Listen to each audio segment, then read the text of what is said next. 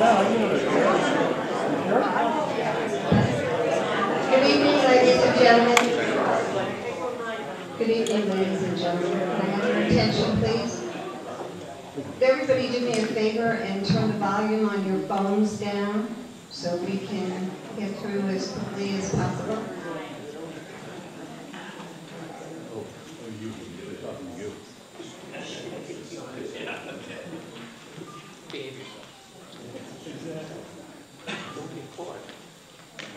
Good evening.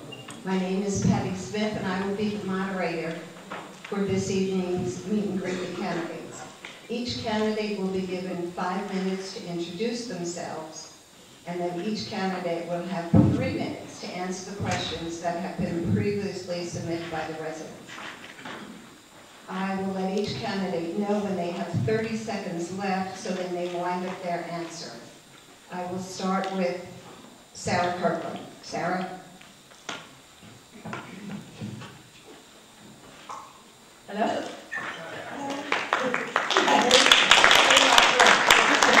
Most of you know me already. My name is Sarah Kirkland. I love to dance, so you usually see me out here all the time. I also teach line dancing. Plus, I was roped into being treasurer about 8 months ago. So you've seen me up here, although I try to hide. So you know how that goes. Moved down to the Tampa area back in 1961 when I graduated from high school in Illinois. Came down here, went to University of South Florida, got a degree in accounting. Then I went to work for Arthur Andersen after I passed the CPA exam. So I got to audit some very large corporations like Ruttenberg Homes. They were real big way back, bought out by USA Home. But GTE, Portland Cement, some big corporations. I found I didn't really like being corporate accounting, so I switched over to tax accounting, and that wasn't any better. And my second year in to tax accounting, they shipped me off to Tulsa, Oklahoma, to be on loan to learn how to do oil and gas tax accounting, which was not fun. So neither did my husband nor my child like the idea of me being gone for 3 months. So I resigned from Arthur Andersen and went back to school and got my master's degree and stayed on there and taught accounting and income taxes. I don't know all the new rules. Don't ask me to do your taxes, okay? And I also kept up with my own CPA practice during that time. Then a client of Arthur Andersen came to me and said, would you be controller of our firm? It was a large tax firm, lawyers, located here in Tampa, with offices in 3 other cities. So that kept me busy for 10 years. I enjoyed it. It was fun telling guys what to do. I like that part. I learned to live with attorneys. You know how they are. No, maybe not. But anyway, that was an interesting experience. From there, moved away, ended up in Atlanta, Georgia. We had our own business in antique lighting and fixtures and chandeliers. And then when my husband passed away, fortunately we sold the business before he passed away, I didn't know what to do, and I started looking around. My sister died, who lived in Kings Point, just down the road, and I was in charge of her estate. So I came to do all that, and I saw this sign on 75 saying, Del Webb, Sasha Falk. And I have a daughter who's saying, Mom, it's time that you're getting old, move down, you need to leave Georgia, come down to Florida. And then we had -2 and -3 one winter in snow. My poor little dog couldn't go outside in the snow. I had to find a shovel. It was time to move. So I moved down here. I don't regret any part of it. I love it here.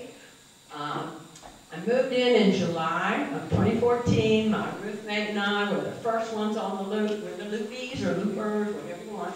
And we have great friends. You all know who moved here.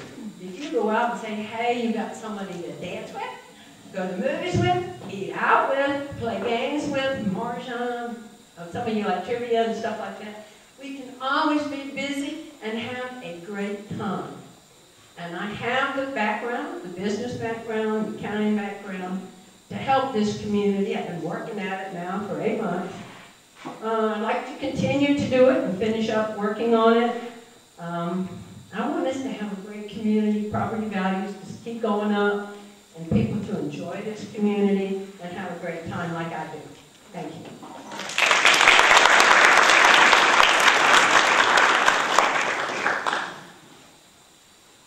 Maggie? Hi, my name is Magdalena Muli. I go by Maggie. Most of you know me.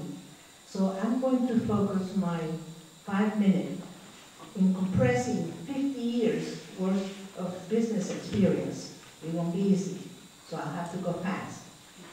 I started my first job in the US in 1970 as a data entry operator, or key punch operator as then we were called, for a family-owned retail chain. The owners wanted to buy their own computer and do their own processing and get away from a service bureau that was costing an arm and a leg. Several employees applied for this position, including myself. We went through several tests, and I ended up getting the highest score and the job. The owner sent me to learn the required programming classes and also sent me to the service bureau to get a turnover training of what I needed to do. While working, I went to the Palm Beach University to study computer science. And also, I ended the 8 years as a manager, having automated all the processes for the retail store chain that I was working for and all their other businesses, some of which included rental property, Dairy Queen, Daisy, and Burger King. This job defined my 50-year career by introducing me into technology. I worked 15 years for Nortel Networks in Texas, started as an IT project manager, and was promoted to senior project manager. I saved several $1 million by consolidating logistics centers and made things business easier by providing access to product, orders, and shipping information worldwide. After Nortel outsourced IT, I managed a $25 million portfolio of implementing wireless solutions in several Latin American countries for Motorola and their customer Nextel. Other key positions. Verizon contracted me in early 2004 to manage the telecommunication upgrades for American Airlines in all the gates, sales offices, and customer services in Mexico, Central, and South America. They hired me because I hablo español and because I had a telecom experience. Due to problems, Verizon sent me first to Gatwick in London Airport, then to Tokyo. They sent me to these sites not because of my Spanish, but because they had problems. I was able to resolve the problems and return, leave the customers happy. Some of my experiences dealt with going to other countries to solve problem situations where I didn't know the area, the customer, or the resources that would be available for me to work with. It is difficult to go to unknown, unhappy clients, but it is sure rewarding to leave them happy with the problem solved. My last job was with Citigroup. I was hired at the end of 2004 as a project manager, assistant vice president, to manage technical teams.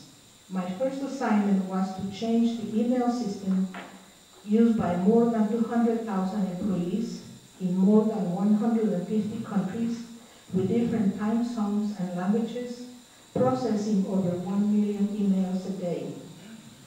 We also had to update several financial systems that sent emails to customers and employees automatically. Communication was always key to success. Citi never slept. I followed the sun, and we followed the sun. And for us, it was like changing the tires on a speeding truck. At my first annual review, I was promoted to vice president 30 seconds. I manage the integration or separation of people and systems for mergers, acquisitions, and divestitures.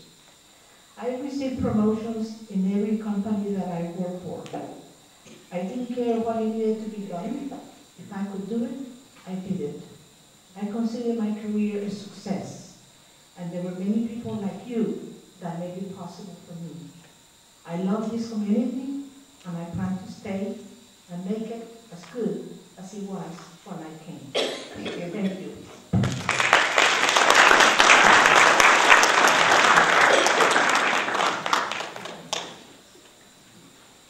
Well, good evening, everyone. How are you? Thanks for coming out. This is very important to our community. So since we're going back years in history, to give you an idea of who I am, we'll start at the very beginning, when I started in banking part-time while I was still in high school. And then from there, went on to college while still in banking, and moving progressively on. One day, an offer was made to me to go to the former Continental Illinois National Bank, which at that time was the third largest bank in the world, with branches all over the country. And I was fortunate enough to get into their formal credit training program. And with that, that led me to my future career. Upon completing that, I was recruited out of Continental to go to a place called Midland, Texas.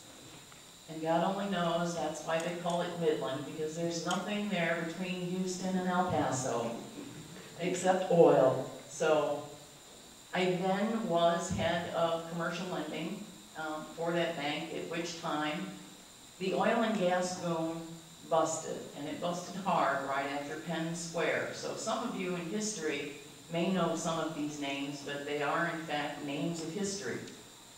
And in commercial banking, these are what stories are written about. So as I was in a failure, I was recruited out by the FDIC, because I did in fact run the loan portfolio for the bank, and the bank was $1 billion plus, actually 700 billion, mostly in defaulted oil and gas. But the federal government said, we need you because you know the portfolio. We're going to offer you full boat. Whatever the bank gave you, that's what we're going to give you. And I says, well, sounds like a pretty good deal. And that then set me off as a regulator into my future. That future led me to crisis management. And as a regulator for the FDIC, I in fact was in the Division of Liquidation and Receivership. So as you all have heard these horrible stories on Friday nights when banks failed, I was that individual delivering that gruesome news. But ultimately it was my job to preserve and protect the deposits of everyone in that bank. And after that task was completed, the bottom line was to liquidate the assets of the failed bank. So everyone from depositor down to shareholder might make some sort of recovery. Part of my job was identifying the problems and or the people who caused the problems. In most cases, it's from bad credit, bad loans, questionable assets, questionable practices, things out of the norm. So my career could take me anywhere from closing a bank to turning over someone to the FBI. It all depended upon the individual situation. I can't tell you how many banks I've closed because I can't keep up with them. And each one of those banks all had their very own story. I spent many years down here in Florida. I spent many years in New Jersey, New York, California. You name it, I've been there. Who's ever had a financial crisis, that's where I was called to serve. Until a point in time when there was a natural disaster called Katrina. And that was probably the most defining part of my career. When you wake up one day and life is good and everything is gone. The house is gone, the clothes are gone. people are in complete devastation. I was called upon to serve for Congress because at the time, as we all heard, people shouldn't be on top of their roofs. Why don't they have a place to live? Where is the money? So at that point, that set my career into crisis management, and that's what I do best. Since I'm short on time, we just moved. I love it. I wouldn't be wanting to serve my community again to serve. Thank you.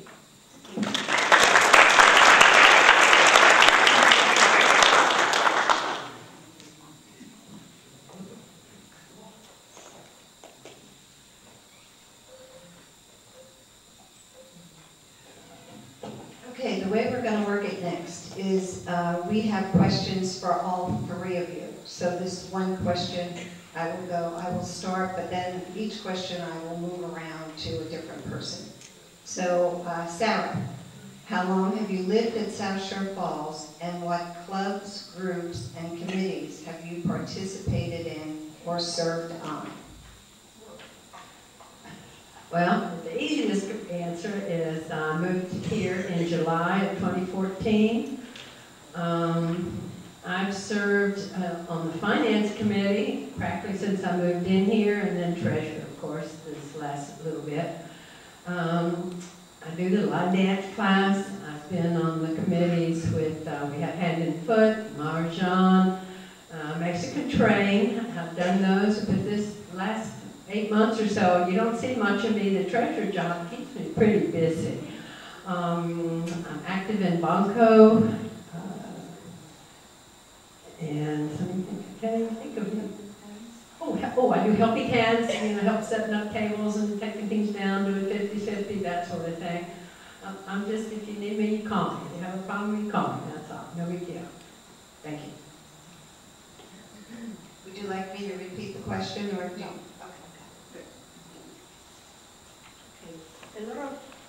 A lot of you know me because I'm always everywhere. I'm part of the finance committee. I'm chairman currently. I'm part of the veterans committee. I'm not a veteran, but I support them as a secretary. The lifestyle local committee, I'm part of that as well as the Helping Hands. The singles group, the South Shore Falls Women's Club, I attend and participate when the subject matter is of my interest.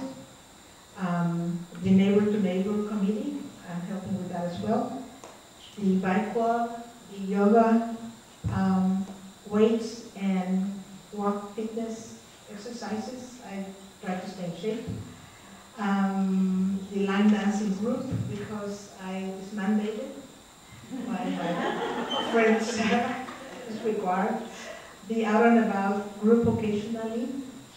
I also volunteer whenever is needed, basically for the bike club, the veterans club, and the Junior Diabetes Foundation. If they need me, I show up and help, even though I'm not a cook.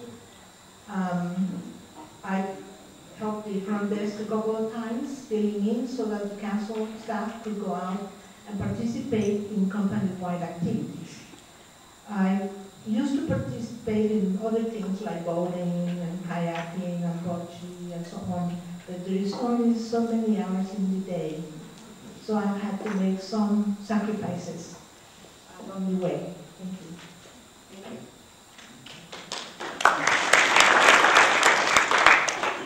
Well, this will be real short for me. How long have we lived here? Let's see, we closed in September, we slept on the floor, we bought an air mattress, we had to get back to Chicago, load up the van, then drive back down. My father-in-law passed away, we drove back up. We then came back down. I was here for the New Year's Eve party, and then in January, we had to go back to Chicago because my mother fell and broke her leg. So you can see that it's been short, but it has been memorable for the time we're here. So unfortunately, I don't have long stories to tell because as you come by, I'm still knee-deep in moving boxes. So if you're bored and you've got nothing to do, come on over. Thank you. Thank you.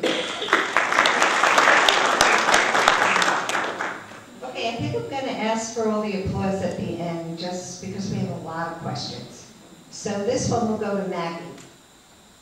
We'll go to all of you, but I'll start with Maggie. What life experiences do you feel have prepared you for a board position? My business experience, first of all, problem solving. As a project manager, one of the approaches that you take is you have to understand the problem. You have to identify and recruit the right resources to help you resolve the problem. Then you plan it based on the resources you have, the material you have, how long it will take, and then you execute the plan and make it happen. And here we have problems that we have to resolve as well. Okay, great. Thank you. Donna, next. Life experiences. I have served on boards from failed banks, which immediately puts me into a board position. Banks have various subsidiaries. These are the mechanical backgrounds of what make banks function every day. I would have to step in blind and become a director.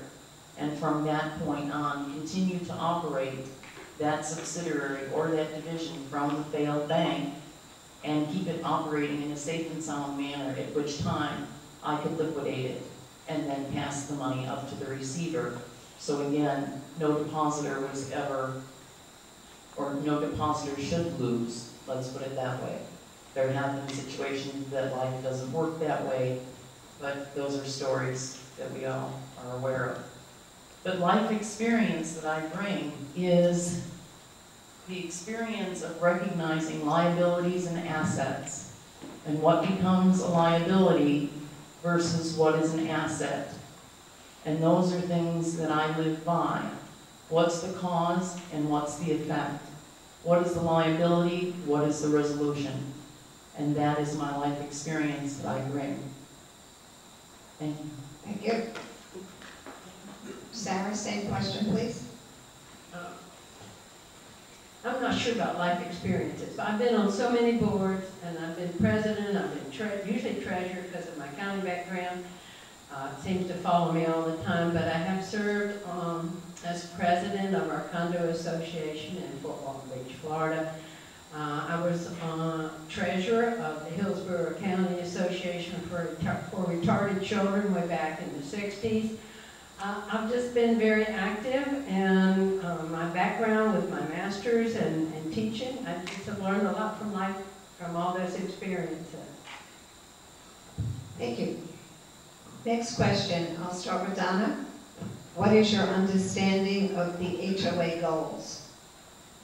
The goals and objectives is to keep our community homogeneous, happy, safe, and sound primarily financially.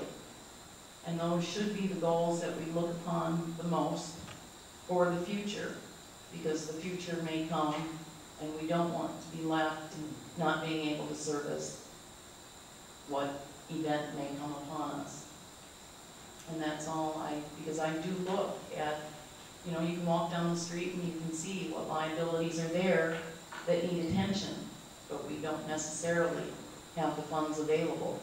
So that's always got to be something that I always look at, the cause and the effect. So that's my position. Thank you. Maggie, same question. Could you repeat the question? Sure. What is your understanding of the HOA goals?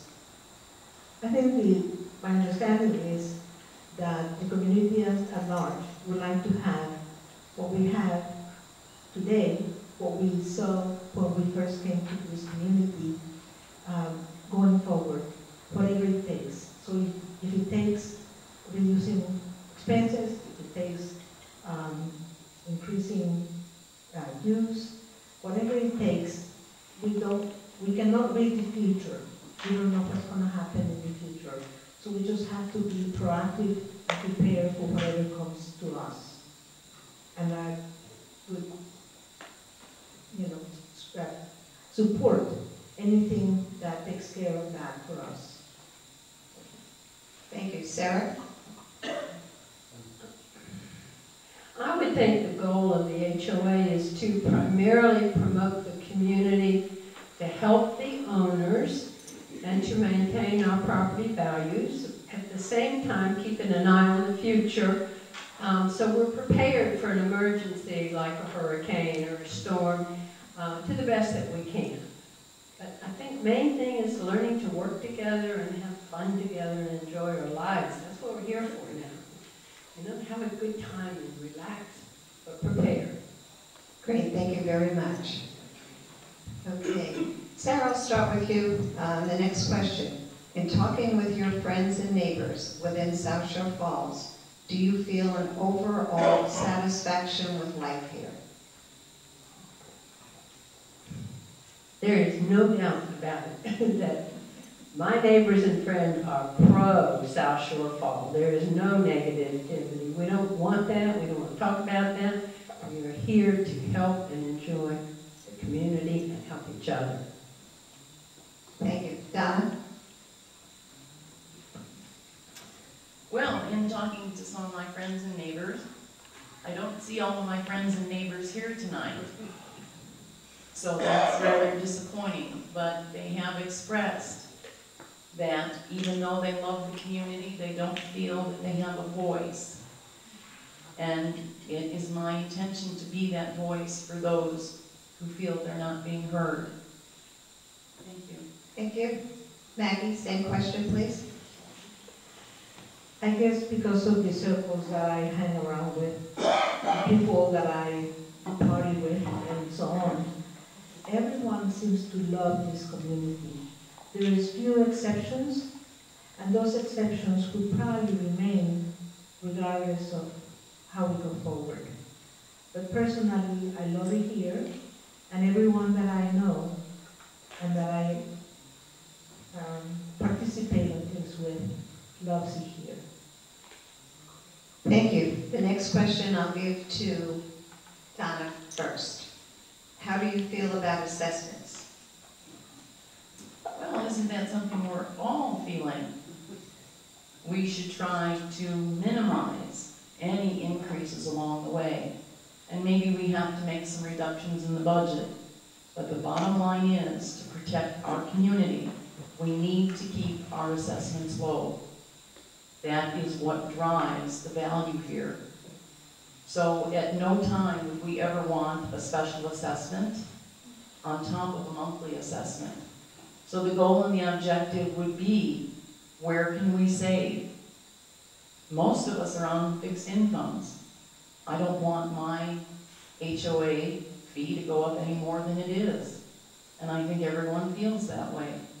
I don't think anyone wants an increase, or if we don't have funds for the future, we don't want a special assessment.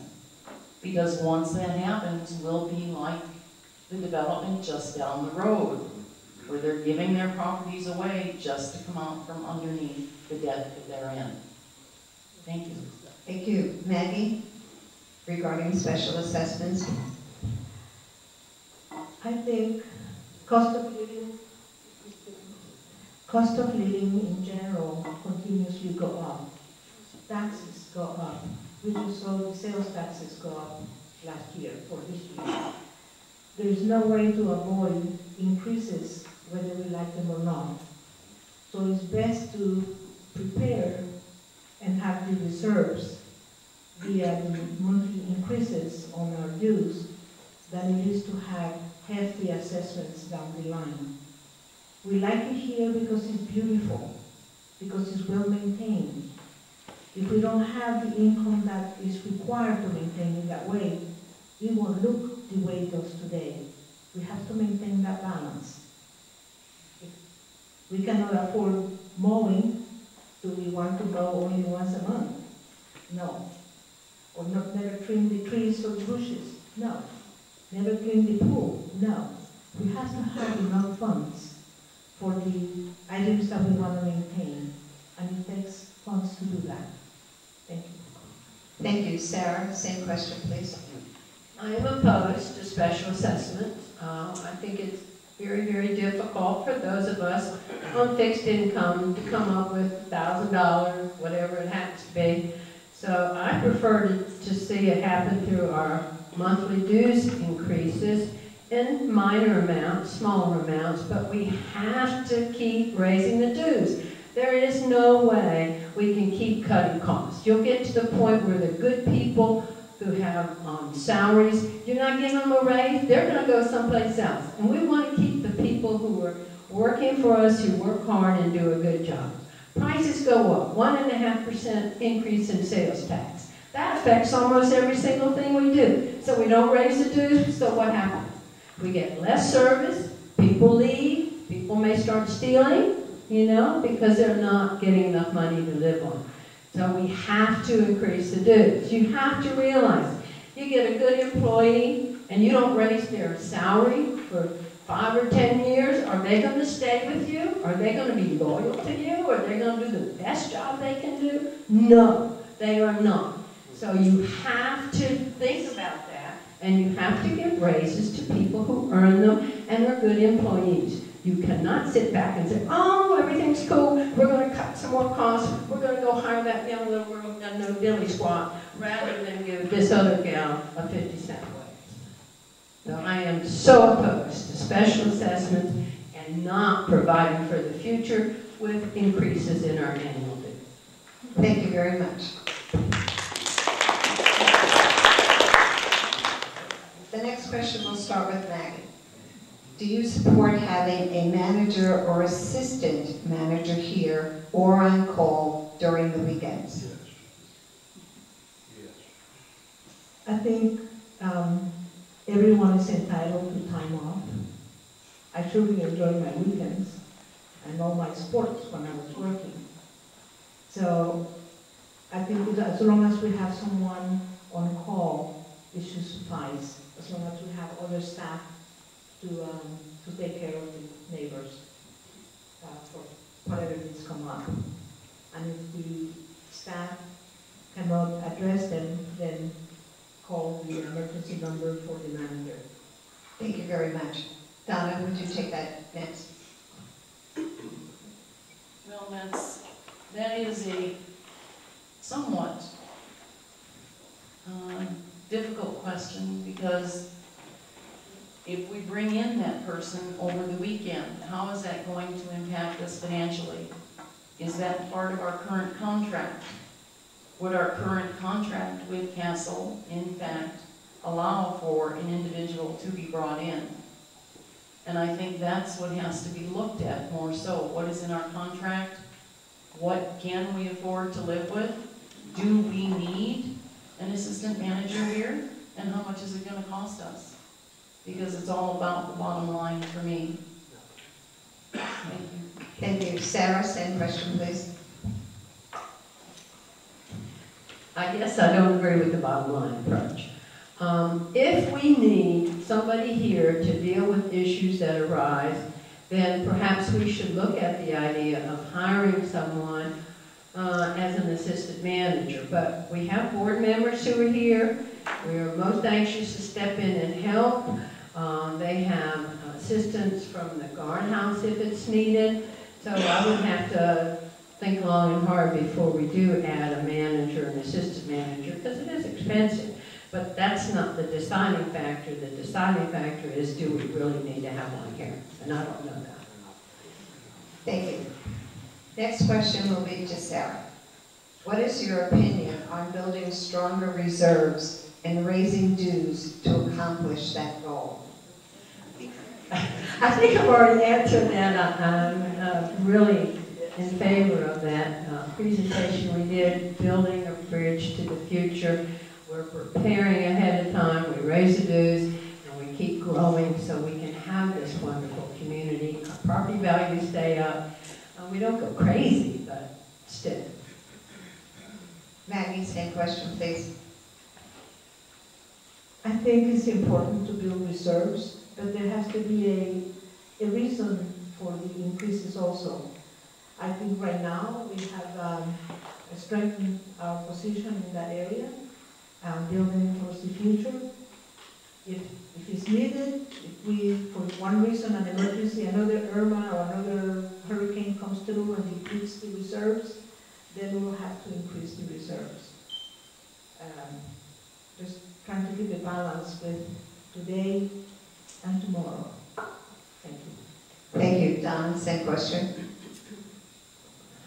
My opinion on raising dues, it has to be thought of long and hard before we impact every household in the community about raising dues.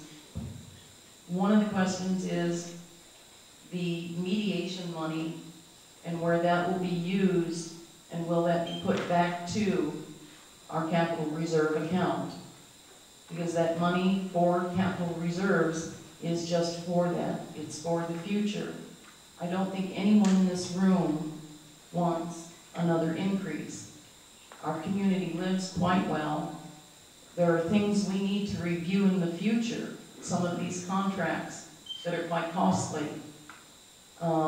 We need to look at areas where we can either get other vendors to provide the same service for a cheaper amount. Some vendors may have become very comfortable working for us. So I'm not in favor of any sort of increase in dues.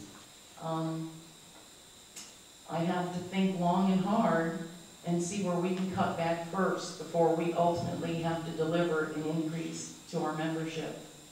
Thank you. Thank you. Okay, now we will go to the individual questions that were for each person. So I'm going to start with Maggie. Question to you is, you have served on the Finance Committee and were involved in the budget preparation. Do you feel that we are building a bridge to a sound financial future? Definitely. Do I need to elaborate? You don't. You can do whatever you want. This is what I like. If that's your answer, then thank you. Yes, I was very involved in that, and I think the work was excellent. And I agree. we're Thank you. moving in that direction, most definitely, to build into the bridge to the future. Thank you. Next question, I'm going to go to Sarah. The treasurer's report at the board meetings are brief. Do you feel we are getting stronger financially? We are getting stronger financially, and I can get up every time and say, well, you know, we got this much in, this much out, we're doing good, we're short this much, we're over this much. You can look at the financial statements on our website and see that for yourself.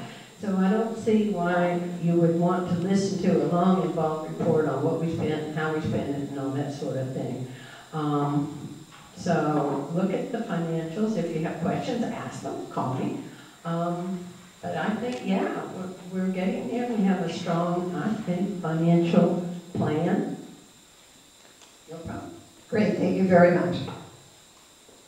Okay. Next question is to Don.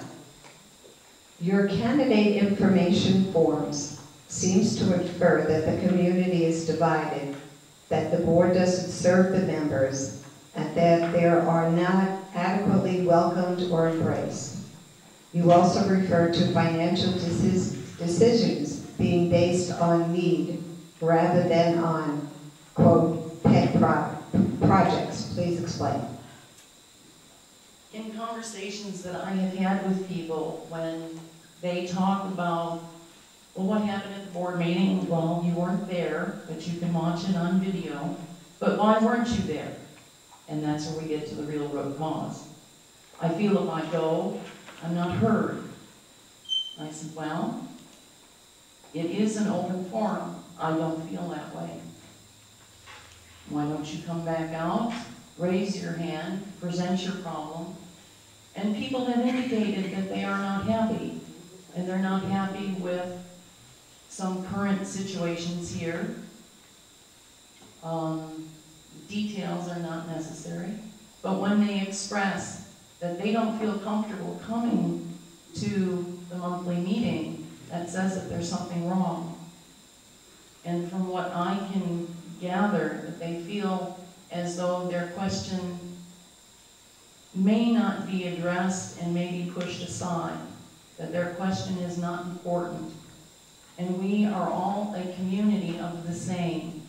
We all live basically on the same plot of land, and we're all entitled to be heard. And no one should feel that they can't come to a meeting and express what bothers them. Because what bothers them may bother someone who sits 3 tables away. I have seen, in fact, certain instances where pet projects have been accomplished, while others wait for resolution to their current problem. And when you see the unfair way that certain things are accomplished and others aren't, you then develop a sense of, gee, I don't know why I can't get because so-and-so got. So there's not a consistent belief that all are fair. And this is coming from those people that I live with, whether it's Seneca Falls or Mystic Falls. There are people who don't show up. And why don't you show up? They're afraid they're not being heard. And no one should feel that way. This is their forum. 30 seconds. Thank you. Thank you. And earlier I did tell you, please keep the microphone, because I told you I had 2 questions that were very similar, and so this is the second question. All right. But, so I wanted to give you the time that you needed. Okay. Okay. Nothing in your resume supports anything the community or HOA has done to make a happy and positive environment. Your vision and goals tell us that you believe the community is split. What is your reasoning for that, and how are you going to fix it? So the first one really was an explanation, and now they want to know how you're going to fix it. How am I going to fix it? Well, in the last 5 days, since people have read their mail and have looked at their proxies, I've had more company appear at my door. And I welcome everyone, because I have always been an individual who will stand up for those who can't. For those who can't speak, I will. My background defines that I will always support an individual who has something to say. They may not bring it to the meeting, but if they present it, I will present it on their behalf. Thank you. Thank you. Okay, let's go to Sarah. What kind of financial research are we doing to make us a stronger and more financially secure community?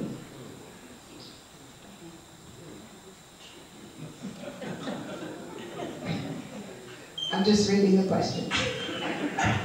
I have no clue how to answer that. We do have reserve studies done by experts in the field to tell us what we need to have and how to prepare for upcoming major expenditures.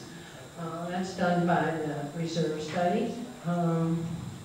We look at past performance, which is a good judge towards the future to see how we do, but as far as I really don't know how you do financial research. Maybe I just don't understand the question.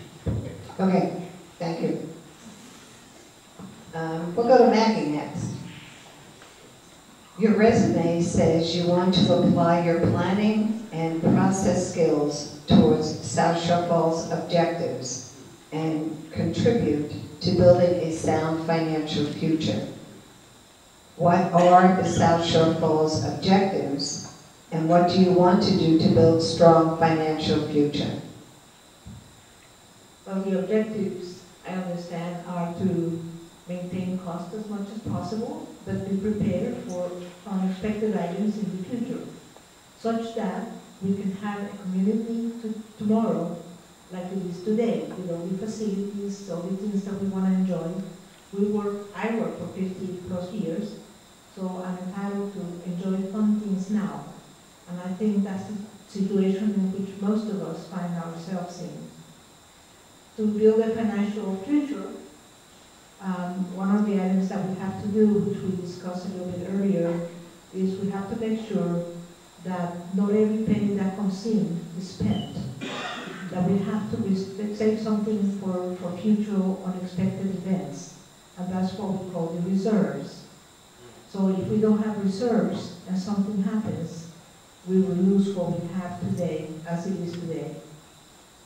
And hopefully, with planning, and we should be able to address that. Thank you. Thank you. Donna, why do you sign your emails retired federal attorney? Your resume shows an abundance of positions and titles, but no reference to your being an attorney, passing the bar, or having a law degree. Could you expound on that? Absolutely. I don't practice in a state. My bar card is my ace in my pocket. If I told everybody in the world that I was an attorney, they would knock at my door. And as we have a chuckle or two in the front, many people have a lot of problems. I don't post my legal background out there, but as a receiver in charge is responsible for a lot of turning wheels. And to understand that job takes an advanced sense of legal skill. I don't need to advertise my background or my legal finesse. It is what it is. Should I keep it a secret, it's my business. I earned it. I don't have to hang my shingle. Because as a former federal employee, I'm called upon to do many legal things, and yet do not have to hold my bar card out to the public. Period. Thank you very much. Keep the microphone, please, because I have more questions for you than I do for the others. Have you ever been a participant in a lawsuit against a previous HOA? Yes, I have. And would we like the details of that? I see heads that are shaking in the back. You got it.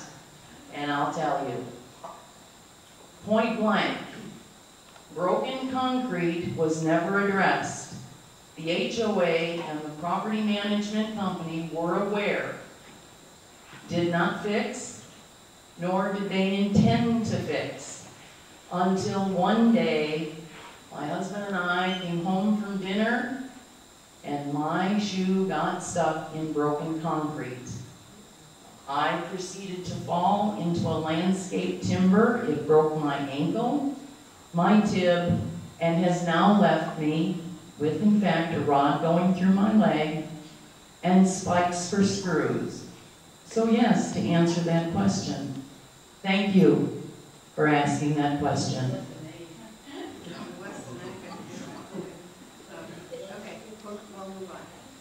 Sarah, let's go to Sarah.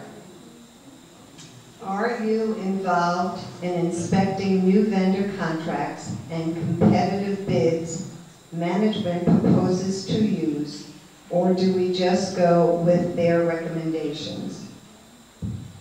I look at them, but mainly we run them through a contract committee who has more knowledge in the area than I do. Like I think about Brazilian peppers, so when we sign a contract about Brazilian peppers, I hope Ron looks at them very closely because I don't know what's involved. I am really quite involved in the number system, the accounting and the finance, and I tend to leave the more complicated engineering, landscaping, those type of decisions to those people who know more than I do. Great, thank you. Okay, let's go back to Donna. You say that you were a condo member and that your HOA fees did not go up for 10 years. How is that possible? And if your response is large reserves, how did your HOA amass such funds? Were there assessments? in that particular HOA, we were self-managed. We took on a lot of responsibility ourselves, other than mechanical contracts that we would have to enter into. If cleaning was needed on floor 12, we would have a member say, I'm not doing anything on Sunday, I'll clean. The only time we went to secondary sources for payment of services was when we could not do those services ourselves. We were in fact a self-managed condo association. Thank you. Okay, let's go back to Sarah. And we are winding up here. Your treasury reports are niceties filled with little content of what is going on. Do you agree you can share more details on the financial condition of a few of our community budget lines rather than just saying we are in good shape? Do you agree that we should have signed a contract with a management company that allows no management coverage over a weekend? I don't even know where to start with that question. I don't get up and give a treasurer's report and say everything's just fine. I don't do that. It's happened in the past, but I usually tell you something about it, why it's going on. If you are truly interested, all you have to do is go on the website and look at the financial statements. And then you can come and say, well, you know, why are we over this month? And I'll tell you. If I know, if I don't know, I'll research it. But I try and look at each line item. But, you know, we have a management company who's supposed to be looking at the items, preparing our financial statements, and the treasurer just kind of gives an overlook. But since I'm really an accountant, I go way past that, and I'm asking the questions too. Now, what was that question about management? I have to find it. Your treasury reports are niceties filled with little content going on. Do you agree that you can share more? Do you agree that we should have a signed contract with a management company that allows no management coverage? I'm sorry, I got it wrong. Okay. That was asked, yeah, I'm sorry, I had the wrong question. So I have actually, the only other question we had for Maggie was about coverage over the weekend, and I believe we answered that to all three of you. And then there's one more for Donna.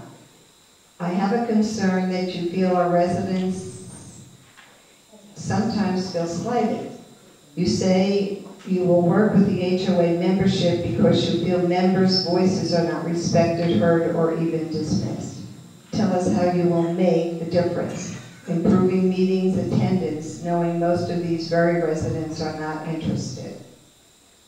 Well, that's a long-winded question. It is a long-winded question. I think you Maybe we can dissect that. First of all, because I don't see a lot of my neighbors here, that's very disappointing. And when I asked, why weren't you at the meeting? I can't be heard.